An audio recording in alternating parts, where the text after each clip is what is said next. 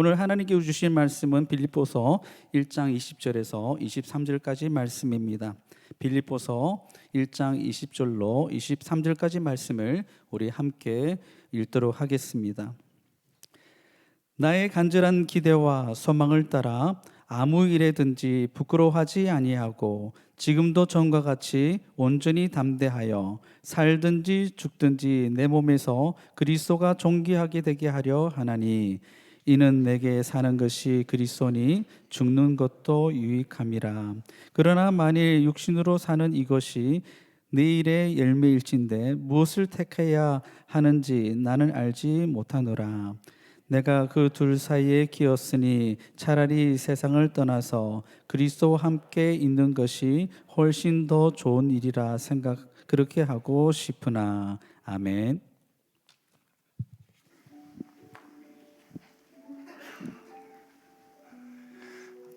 할렐루야. 오늘 주일 예배 오신 성도님들 축복합니다. 오늘 성령 강림 주일입니다.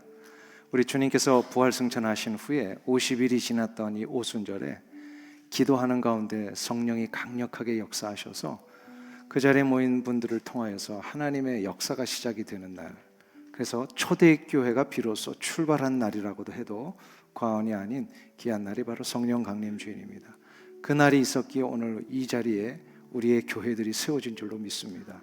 성령 충만의 역사를 오늘 특별히 사모하시는 그런 은혜가 있기를 간절히 축원합니다. 서로를 향해서 한번 축복의 인사 나누실 때에 반갑습니다 한번 서로를 향해서 인사하시기 바랍니다.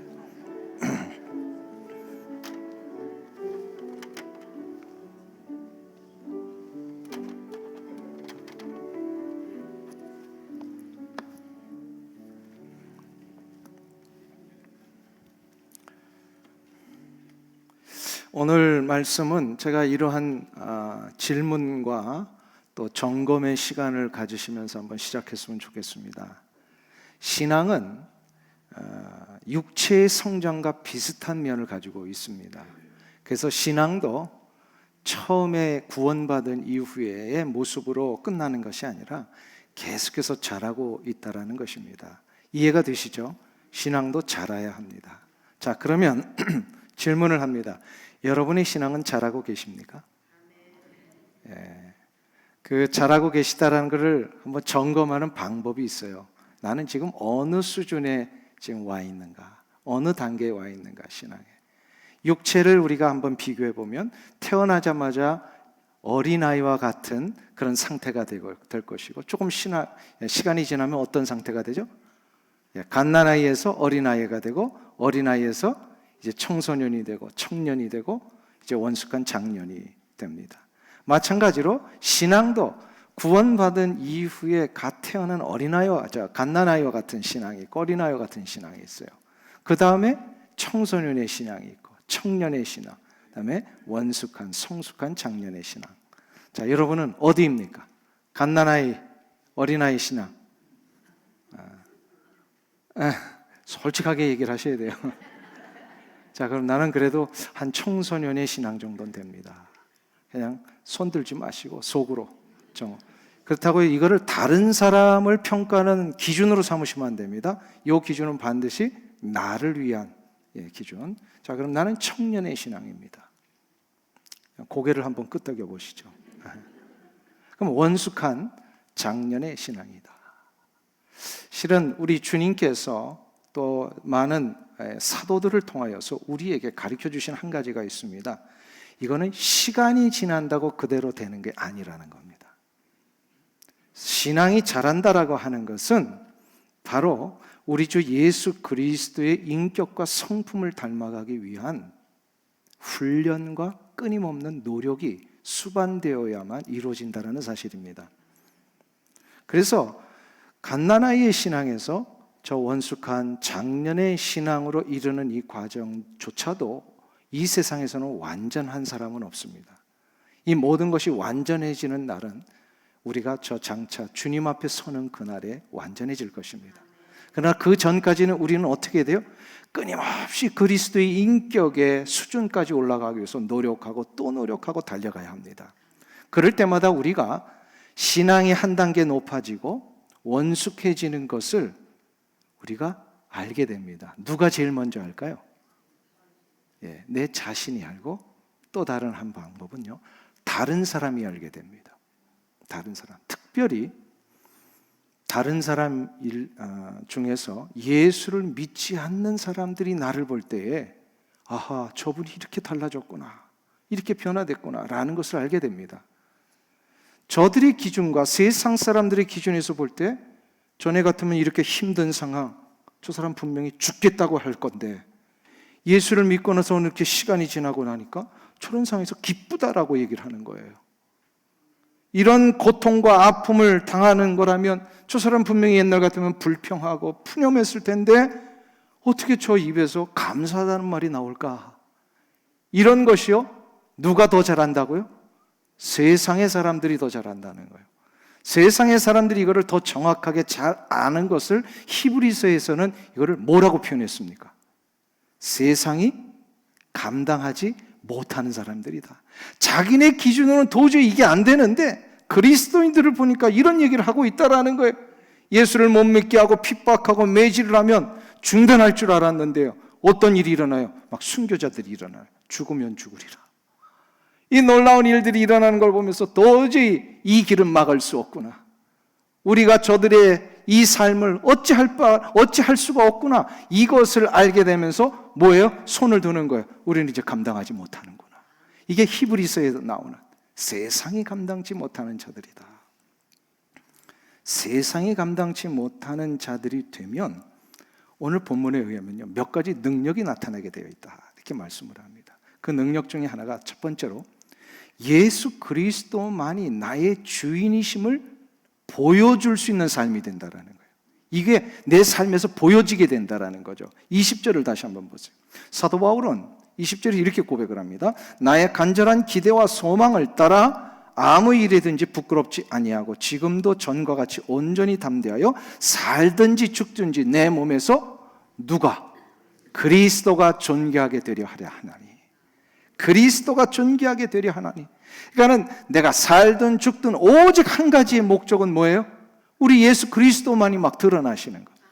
여기서 존귀하게 된다라는 원래 성경 원어의 의미가 뭐냐면요, 크게 확대하여 분명히 보여지게 한다라는 그런 뜻을 가지고 있어요.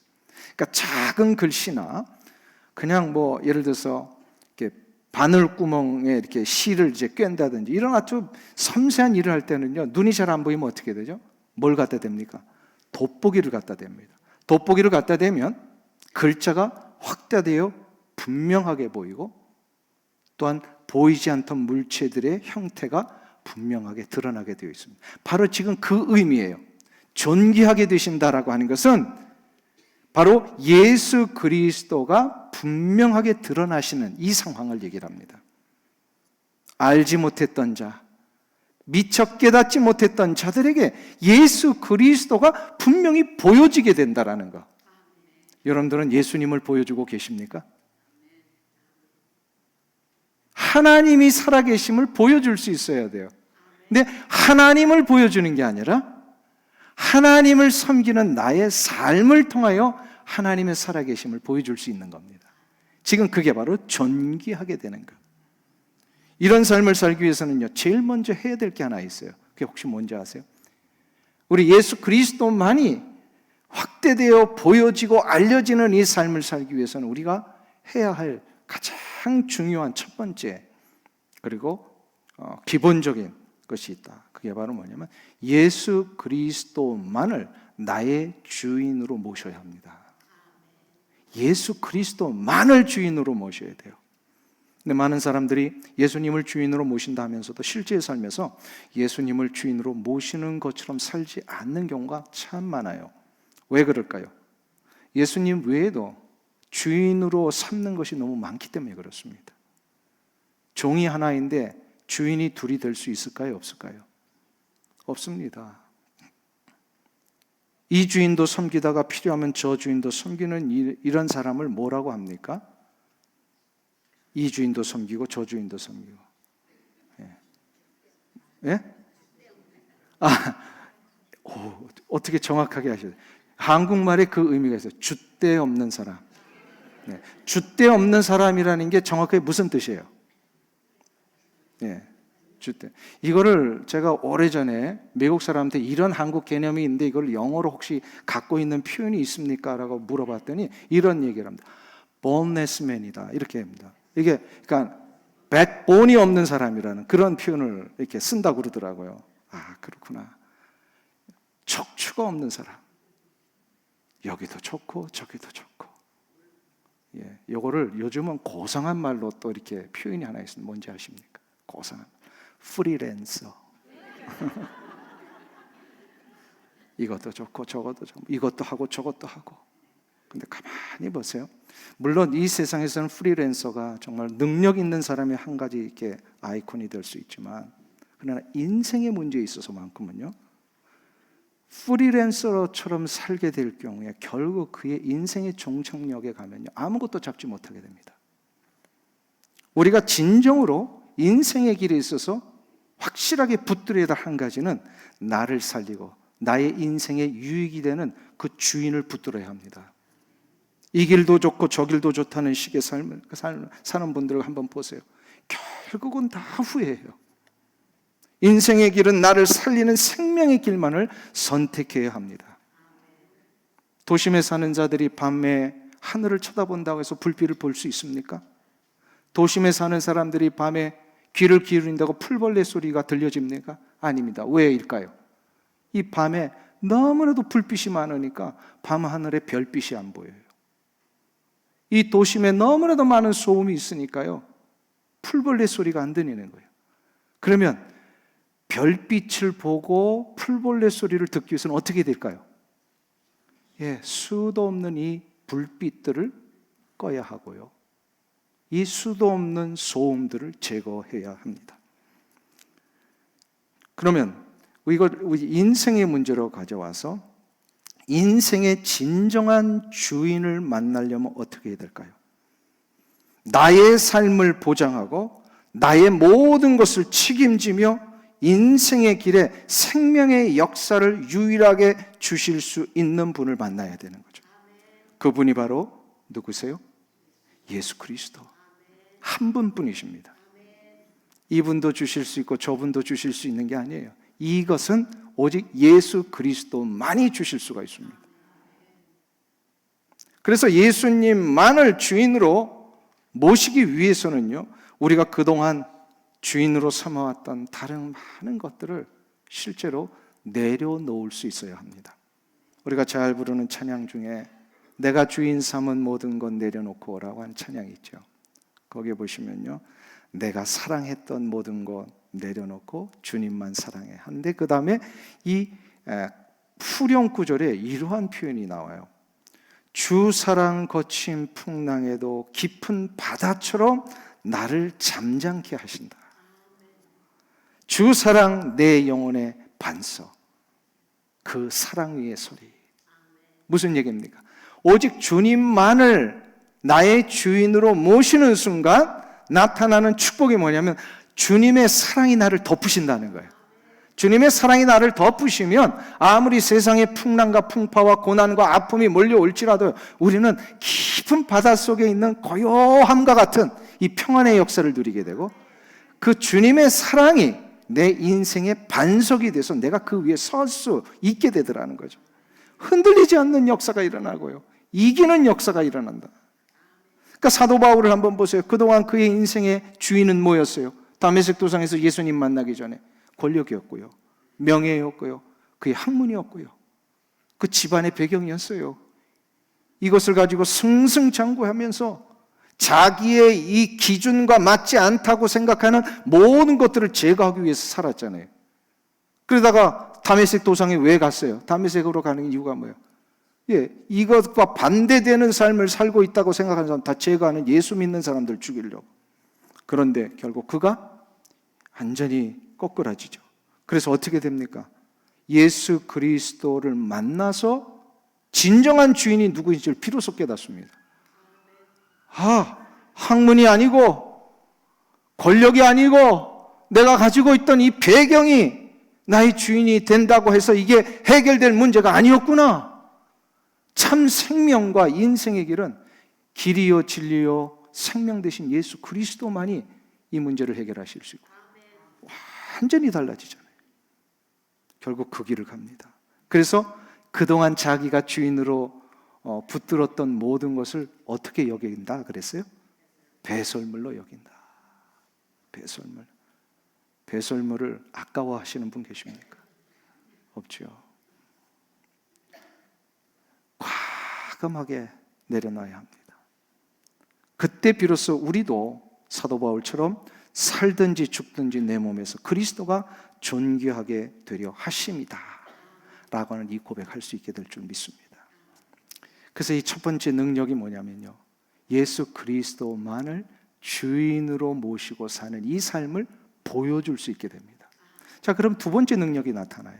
이게 뭐냐면 어떤 일이든지 부끄럽지 아니하는 삶을 살게 된다는 겁니다. 20절을 다시 보세요. 여기 보시면 나의 간절한 기대와 소망을 따라 아무 일에든지 부끄럽지 아니하고 라고 하는 이 표현을 했습니다. 어떤 일에든지 내가 부끄러워지지 않게 된다, 여기 부끄러움을 당하지 아니한다 라고 하는 이 말은 실은 전쟁 용어입니다. 군인이 전투를 하고 그래서 그 전쟁에서 이기게 되면 포로를 붙잡아 오게 됩니다. 그러면 잡혀온 포로는 전쟁에서 이긴 장수나 왕 앞에 어떤 일을 하죠? 그 잡혀온 자들이요, 왕이든 귀족이든 상관이 없습니다. 누구든지 다 이긴 장수와 왕에게 무릎을 꿇고 절을 하며 굴욕을 당합니다. 심지어는요, 땅에 엎드려 장수의 발을, 그 티끌을 자기의 혀로 핥는 일들까지도 해야 되는 겁니다. 그게 바로 여기서 말하는 부끄러움이나 수치라는 거예요. 이러한 부끄러움과 수치, 이사야 49장 23절에 의하면 이거를 하나님께서 이스라엘 백성들이 아주 정확하게 말씀을 하셨어요. 우리 다 같이 한 목소리로 봉독합니다. 왕들은 내 양부가 되며 왕비들은 내 유모가 될 것이며 그들이 얼굴을 땅에 대고 내게 절하고 내 발에 티끌을 핥을 것이니 내가 나를 여호와인 줄 알리라. 나를 바라는 자는 수치를 당하지 아니하리라. 이 말씀 한번 그대로 보세요. 거기 보시면 여기서 왕들, 왕비 누구예요? 이스라엘 백성들의 적군들을 얘기를 합니다. 전쟁에서 이겼을 때 이스라엘 백성들이 이기고 나면 적군의 왕과 왕비들이 와서 땅에 대고 절을 하고 내 발에, 이스라엘 백성들의 발에 티끌을 핥게 될 것이다. 이게 수치라는 거예요. 그러면서 하나님이 보장을 하시는 거예요. 너희들은 이러한 수치를 당하지 아니하리라. 누구예요? 이스라엘 백성들은, 하나님의 자녀들은 이러한 수치를 당하지 아니하리라. 할렐루야. 지금 이 개념을 사도 바울이 빌립보서 1장 20절에 그대로 채용하고 있는 거예요. 비록 지금 자기는 감옥에 갇혀 있을지라도 결국 복음의 역사를 위해 순종하고 나아가 언젠가는 죽을지도 모르는 이 절박한 상황 앞에서도 한 가지 확신하는 게 있어요. 하나님께서 반드시 자기를 어떻게 하신다는 거예요? 승리케 하신다라는 거예요. 이 승리의 삶이 된다라고 하는 이 확신을 지금 사도 바울뿐만 아니라 빌립보 교회 성도들에게 가르쳐주고 있는 거예요. 빌립보 교회 성도들이요, 아무리 상황이 힘이 들고 어려울지라도, 로마의 제국 앞에 예수 믿는 것이 억압을 당하고 고난을 당할지라도 여러분들은 이길 것입니다. 결코 수치를 당하지 않을 것입니다. 사자굴에 던져지고 화영틀에 세워져 불타는 이런 아픔이 있을지라도 염려하지 마십시오. 결국에는 저 세상의 적들이 여러분들 앞에 무릎을 꿇고 절을 할 것이고 여러분의 발에 티끌을 핥게 될 것입니다. 지금 이 이야기를 하는 거예요, 사도 바울이. 여러분들 이거 믿으세요? 2000년 전이나 있었던 일이지 뭐 지금 뭐 그런 일이 있습니까? 이걸 우리가 잘 적용해야 합니다.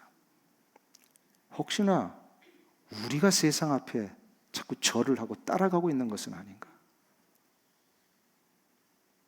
그런데 예수 믿는 사람들은 분명히 보장된 게 있어요. 우리가 따라가는 게 세상이 우리에게 절을 하게 된다는 거예요. 세상이 우리의 티끌을 핥는 이런 숙취와 부끄러움들을 저들이 당하고 우리는요, 영광 가운데 서게 된다는 거예요. 믿으십니까? 이러한 삶을 사는 것이 보장되는데 이것을 위해서는 우리가 분명히 한 가지 붙들어야 될 약속이 있어요. 무슨 약속일까요?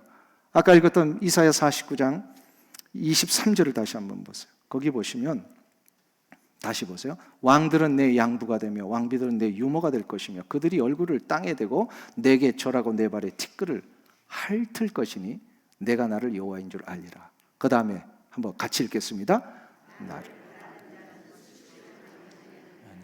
나를 바라는 자는 수치를 당하지 아니하리라. 할렐루야. 여기서 하나님을 바라는 자, 여기서 하나님을 기대하는 자라는 뜻이, 기대하는 거예요. 어떤 걸 기대하라는 거예요? 하나님의 놀라운 간섭과 섭리를 기대하면, 그래서 우리가 오직 하나님의 역사에 집중하고 우리의 눈과 마음과 생각의 모든 것을 주님에게만, 우리 하나님에게만 맞춰진다면 이 역사를 보장하시겠다는, 믿으십니까? 그럼 하나님에게 집중하며 하나님을 기대하는 게 뭘까요? 어떻게 하는 게 구체적으로 우리의 삶에서? 바로 그거를 사도 바울은 빌립보서 1장 19절에서 가르쳐 주세요. 오늘 읽은 본문 바로 앞에 빌립보서 1장 19절 말씀을 다 같이 한 목소리로 봉독합니다. 이것이 너희의 간구와 예수 그리스도의 성령의 도우심으로 나를 구원에 이르게 할 줄 아는 거로. 할렐루야. 여기서의 구원이라고 하는 것은 우리가 중생을 얘기를 하는 것이 아니라 궁극적으로 완성된 영화의 단계에 이르는 구원이라고 얘기를 했죠. 그렇기 때문에 이 완전한 영광의 자리에 올라가는 이 구원은 무엇으로 이루어진다고요? 다시 19절 다시 한번 쳐보세요. 금방 읽어도 우리는 잊어버리니까 계속해서 보면 돼요. 이것이 너희의 간구와 예수 그리스도의 성령의 도우심으로 나를 구원에 이르게 할 줄 아는 거라. 무슨 얘기예요? 기도와 성령의 인도하심 속에 우리가 결국은 영광의 자리에 이르게 된다는 거예요. 믿으십니까? 그러니까 아까 말씀드렸죠. 우리 완숙한 신앙의 성숙을 이룰 때에 우리가 열심히 노력하고 열심히 훈련받았는데 그게 뭐냐 이거예요. 바로 기도의 삶을 살고 성령의 인도하심을 강력하게 붙드는 이 간절함의 역사들을 우리가 살아가야 된다는 거예요. 로마의 군인들이 전쟁에 나갈 때는요, 승승장구하는 아주 중요한 전략이 하나 있었답니다. 그게 바로 뭐냐면 손방패를 잘 사용하는 전술입니다. 로마의 군인들은 전투를 벌일 때에 두 가지의 방패를 들고 나갔습니다. 하나는 길고 넓은 방어용 방패입니다. 이 방패는 맨 앞에 선 이 군인들이요, 적으로부터 날아오는 화살과 창을 막아내는 데 쓰는 방패였습니다. 그러니까 앞에 있는 군인들이요, 이거를 1층, 2층, 3층 뭐 이렇게 쌓아놓으면서 쫙 이렇게 쉴드를 펼치잖아요. 그럼 아무리 날라와도요, 다 막아내는 거예요. 그리고 나서 이게 끝나면 이제 뒤에 있는 병사들이 백병전을 벌이죠. 백병전이 뭐예요? 몸과 몸을 마주치며 싸우는 걸 얘기해요. 이때는요, 백병전을 하는 병사들이 작은 동그란 혹은 네모난 손방패를 들고 나갑니다. 방패 안쪽에 이거를 딱 이렇게 묶을 수 있는 끈이 있어요. 이거를 딱 잡고요, 이거를 적의 칼을 맞고 내 칼을 들고 적을 찌르는 이러한 백병전을 쓸 때에 사용하는 공격용 방패가 있습니다. 로마의 군인들은요, 이 방패와 칼을 아주 잘 사용했답니다. 그리고 전술상에 이것을 사용할 수 있는 많은 것들을 개발했다고 합니다. 그래서 이 손방패와 칼을 들고 가는 곳마다 결국 승승장구하고 적들을 다 제압할 수 있었고요, 결코 로마의 군인들은 부끄러움을 당하거나 수치를 당하지 않았다라는 이야기가 있습니다. 성도들의 손방패와 칼은 뭘까요? 우리 19절 읽었잖아요. 뭐라고요? 기도. 에베소서 6장 18절에 의하면 그 전까지 우리의 진리의 허리띠, 또 의의 흉배, 구원의 투교, 그 다음에 복음의 신을 신고 믿음의 방패와 말씀에 건들고 이 영적 전투를 나가는 이 완전 군장에 대해서 가르쳐 주셨잖아요. 근데 이 모든 것을 가능케 하는 아주 중요한 한 가지 원리를 결론적으로 에베소서 6장 18절에서 이렇게 말씀을 합니다. 이걸 제가 미리 성경 구절을 얘기를 안 해가지고요, 한번 찾아보실까요? 죄송합니다. 에베소서 6장 18절. 금방 나왔네요. 우리 스크린 보세요. 거기 보시면 같이 읽겠습니다. 모든 기도와 간구를 하되 항상 성령 안에서 기도하고 이를 위하여 깨어 구하기를 항상 있으며 여러 성도를 위하여 구하라. 아멘. 17절까지는요 구원의 투구, 믿음의 방패, 성령의 검을 들고 이제 영적 싸움을 싸우라 이 이야기를 하시다가요 18절에 이 모든 것의 능력은 바로 기도와 간구와 성령 안에서의 강력한 힘의 역사를 구하는 거예요. 이 이야기를 하는 거예요. 그러니까 가만히 보세요. 결론적으로 뭐예요? 우리가 세상을 이기고 세상 앞에 부끄러움을 당하지 않는 유일한 방법은 뭐예요? 기도와 말씀의 역사예요. 할렐루야. 믿음의 방패를 들고 우리가 말씀의 검을 날고 나갈 때마다 이 모든 것을 가능케 하는 기도의 능력. 아까 말씀드렸죠. 성령 강림 주일에 이 오순절에 아주 강력한 성령의 역사를 저들이 체험했어요. 초대교회 성도들이. 근데 뭐 하다가 이 성령 체험했어요? 기도하다가. 예수 그리스도 안에 있는 자들은 예수를 믿는 순간부터 그의 심령 속에 예수님의 영이신 성령께서 임재하십니다. 그런데 예수를 믿고 난 이후에도 이 성령의 역사를 경험하지 못하는 사람들이 많이 있어요. 왜 그럴까요? 제가 이거 여러 번 말씀드렸죠. 내 안에 계시는 성령님을 홀대하기 때문에 그래요. 이미 계시는데도 성령님을 무시하고 자꾸 내가 다른 거 주인 삼아가지고 막 그걸 가지고 놀려고 하니까 성령님이 전혀 주인이 되어주지 못하고 계신단 말이에요. 그래서 영적 싸움에서 이기기 위해서는 이제 주인을 바꿔야 돼요. 바꾼다는 것은 다른 건 다 내려놓고 오직 우리 주 예수 그리스도만을 주인으로 섬기겠습니다. 이것을 딱 결단을 하면 어떻게 됩니까? 예수님의 영이신 성령님을 존중하는 삶이 시작이 돼요. 그럼 성령님께서 나에게 판단을 주시고 가르쳐 주시고, 우리 오늘 교동문 낭송할 때요, 성령은 무슨 영이라 그러셨어요? 진리의 영이고 깨닫게 하시는 영이에요. 그래서 이 진리의 영 대신 깨닫게 하시는 영, 성령의 인도하심을 가지고 모든 삶을 판단하며 우리는 적들의 싸움을 이기며 나갈 수가 있습니다. 할렐루야. 이게 바로 성령 충만이에요. 이 성령 강림 주일에 다시금 회복해야 될 능력이 바로 이 능력인 줄로 믿습니다. 초대교회 성도들이 그 험한 위험과 핍박의 고통 속에서도 세상이 감당치 못하는 이 놀라운 그리스도인이 됐던 이유, 바로 말씀의 검을 들고 믿음의 방패와 함께 기도의 역사를 이루며 나갈 때에 저들이요 이겼습니다. 그러니까 결국 우리는요 이 방패가 내려오면 안 돼요. 이 검이 내려와지만 안 돼요. 그러면 다 노출돼서 죽습니다.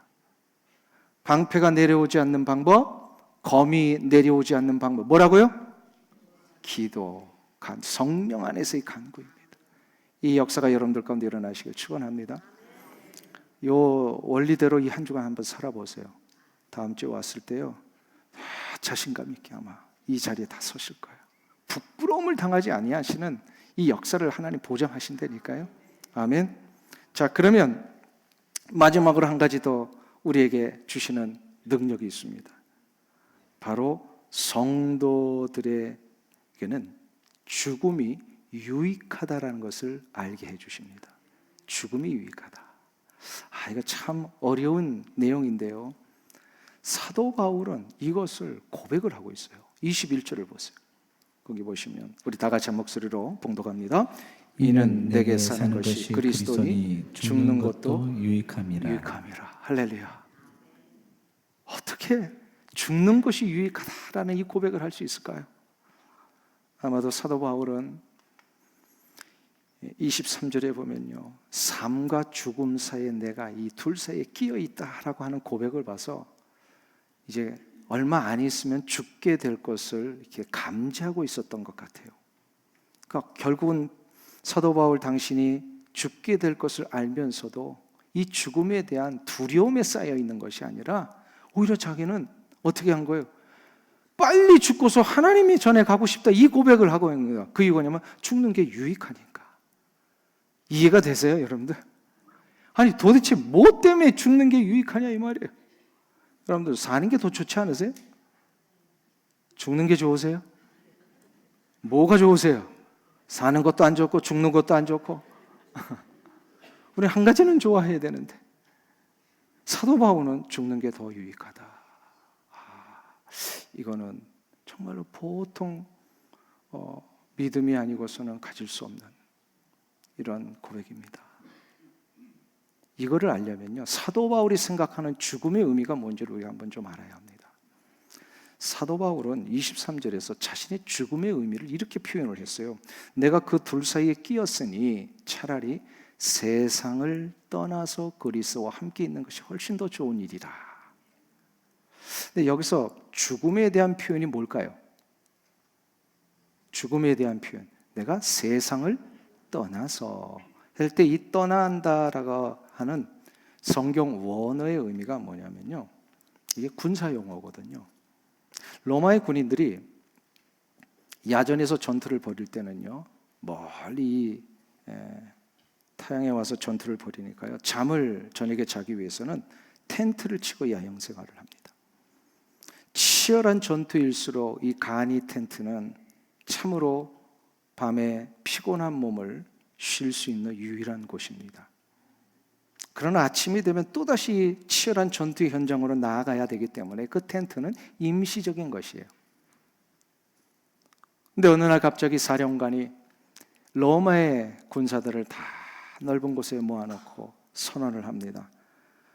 어제까지 치열한 전투로 이 모든 전쟁은 오늘부로, 이 시간부로 완료되었다. 우리가 모든 전쟁을 이겼다는 얘기예요. 오늘부로 이 이긴 전쟁의 모든 제군들은 집으로 돌아가게 될 것이다 하면 어떻게 될까요? 군대 갔다 오신 분들, 30일 동계 야영 훈련 하다가 텐트 생활하다가 이제 오늘부로 집으로 돌아간다 그러면 어떤 일이 일어납니까? 난리가 납니다. 그냥 막 함성을 지르고 막 좋아가지고 기뻐합니다. 그러고 나서 그 좋아하는 함성이 끝난 다음에 뭘 하죠? 제일 먼저 해야 될 게 쳐놨던 텐트를 칩니다. 다시 풉니다. 이때 텐트를 줄을 메어서 땅에 고정시켰던 이 줄을 푸는 것, 이게 바로 떠난다라는 뜻입니다. 헬라 원어에. 자, 그러면 한번 보세요. 제일 먼저 텐트를 거두기 위해서 묶어 놓았던 줄을 푸는 순간 텐트는 한순간에 폭삭 주저앉게 됩니다. 그러나 어느 군인도 텐트가 주저앉는 모습을 보면서 아쉬워하거나 슬퍼하지 않습니다. 왜일까요? 더 좋은 집으로 돌아가는 것이 기다리고 있기 때문입니다. 사도 바울에 있어서 죽음은 인생의 육체에 묶여있던 줄을 푸는 순간입니다. 줄이 풀려지는 순간 육체는 무너진다고 해서 아쉬워하지 않습니다. 왜일까요? 진정한 아버지의 집으로 돌아가기 때문입니다. 아버지의 품으로 돌아가는 것은 참으로 기대되고 설레이는 일입니다. 사랑하는 성도님 여러분, 여러분에게도 저 천국으로 돌아가는 이 일이 기대가 되고 설레이십니까? 아직도 좀 누릴 게 많이 있어서 조금만 더 있다 가게 해주세요. 혹시 그러십니까? 늙으면 다 죽어야 돼. 이거는 진짜 거짓말입니다. 아무도 그를 진정을 하시는 분을 내가 못 봤어요. 못 봤어요. 우리에게는 너무 텐트 생활을 좋아해요. 텐트는 언젠간 풀려지게 되어 있습니다. 사랑하는 성도님 여러분, 여러분에게도 저 천국에 대한 설렘과 기대가 있으시기를 축원합니다. 이게 있어야 돼요. 이것이 얼마나 좋았는지 다윗은 시편 116편 15절에서 이렇게 고백을 합니다. 같이 봉독합니다. 그의 경건한 자들의 죽음은 여호와께서 보시기에 귀중한 것이로다. 여기서 귀중한 것은 무슨 뜻입니까? 여기서 경건한 자들은 하나님의 자녀들을 얘기를 합니다. 하나님의 자녀들의 죽음은 하나님께서 어떻게 하신다고요? 귀중하게 보신다. 귀중한 것으로 보신다. 여기서 귀중한 것이라고 하는 것은 빛나는 보석이라는 뜻입니다. 이 세상을 살고 있는 우리는 원석과 같은 존재들입니다. 다이아몬드도 그 원석은 보잘것없고 가치가 없습니다. 이 다이아몬드 원석이 숙련된 세공자에게 들려서 깎이고 닦여야만 빛나는 다이아몬드가 되고 그때 비로소 가치가 있습니다. 우리의 삶은 이 세상에서는 비록 보잘것없고 가치가 없어도 저 하나님의 나라에 서는 그 날에는 아름다운 보석과 같은 존재가 된다는 사실입니다. 믿으십니까?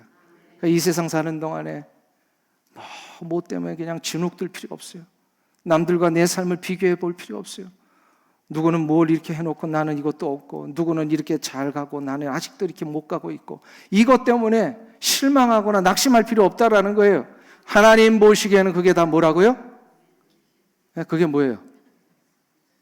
따라하겠습니다. 도토리 키재기. 하나님 앞에서는 그게 아무것도 아니란 말이에요. 우리에게는 뭐가 준비되어 있어요? 다 그냥 원석기들이 뭐 잘났다고 이렇게 막 아웅대하면서 비교하면서 하는데 그게 중요한 게 아니라 이제는 우리 주 예수 그리스도의 손에 들림받아 우리가 닦이고 세련되게 빛나는 보석과 같은 존재로 바뀌게 된다는 사실입니다. 그래서 우리의 진정한 인생의 평가는 이 세상에서 받는 게 아니라 저 하나님의 나라에 섰는 그 날에 들어갈 때 받습니다. 믿으십니까? 그러니까 우리는 이 세상에 남겨질 것을 위하여 인생을 거는 자가 아니라 이제 우리의 텐트가 풀려지고 하나님 앞에 설 때 빛나는 보석과 같은 존재가 되는 그 순간을 위하여 우리 인생을 투자해야 된다. 믿으십니까? 여러분의 삶은 어떠십니까? 그래서 우리가 저 주님 앞에 서는 날에 천상병 시인의 그 표현같이 주님 소풍 잘 다녀왔습니다. 이 표현이 여러분들 가운데 좀 나오셨으면 좋겠어요. 그때 소풍 다녀왔다고 했을 때 주님이 물어보실 거예요. 너는 소풍하는 동안에 뭐 하다 왔냐? 너는 뭐 하다 왔냐? 예, 김밥과 사이다만 먹고 왔습니다. 제가 여기 계셔서 조금 쑥스러워서 제가 말을 안 하려고 그랬는데요. 어저께 어떤 권사님 예배를 드리면서 그 고백을 하시더라고요. 목사님, 점점 시간이 지날수록 주님 앞에 설 때에 내가 주님 앞에 뭐 하다 왔습니다 할 게 없더라고요. 말할 게 없더라고요. 그래서 정신 차리고 어떤 권사님이 아이디어를 주셨대요. 전도지를 들고서라도 집집마다 다니며 이 전도지라도 넣으라고. 그래가지고 지금 그 일을 시작을 하셨대요. 그래가지고 이제 고백하실 게 생기신 거예요. 하나님, 그래도 나 전도지라도 돌리다 왔습니다. 우리에게는 그런 한 가지라도 있어야 되지 않겠습니까? 사랑하는 성도 여러분, 주님 소풍 가서 그래도 김밥 못 사온 사람 내가 김밥도 좀 나눠주다 왔습니다. 소풍 왔는데 너무 시무룩해 하는 사람 위로도 하고 왔습니다. 소풍의 생활을 하는데 너무 인생의 길이 험하고 힘들어서 좀 안아주다 왔습니다. 이런 한 가지라도 저 인생의 참된 생명의 길이 무엇인지 몰라 예수님을 알려주다 왔습니다. 이 고백이 우리 주님 앞에 서는 날에 다 여러분의 입에서 나오시기를 간절히 주의 이름으로 축원합니다. 기도하겠습니다. 예수님만이 나의 주인이시며 나의 인생의 유일한 생명의 역사를 보장하실 수 있는 유일한 분이심을 고백합니다. 그동안 내가 붙들었던 주인 삼았던 모든 것 다 내려놓을 때에 주님의 사랑은 나를 덮으실 것이며 나의 인생의 길에 생명의 길을 허락하여 주실 줄로 믿습니다. 그리하여 무엇을 하든지 어디에 살든지 정말로 부끄러움을 당하지 아니하는 이 삶을 살게 하여 주옵소서. 어떠한 순간에도 우리의 방패와 검이 내려놓아지지 아니하도록 하나님이 기도의 삶을 살겠습니다. 말씀의 삶을 살겠습니다. 하나님 나를 도와 주시옵소서. 그리하여 사는 것도 귀하지만 죽는 것도 귀한 이 놀라운 은혜의 역사들을 우리의 입에서 고백하며 살아가는 우리 모든 성도님들 다 되게 하여 주시옵소서. 예수님의 이름으로 기도하옵나이다. 아멘.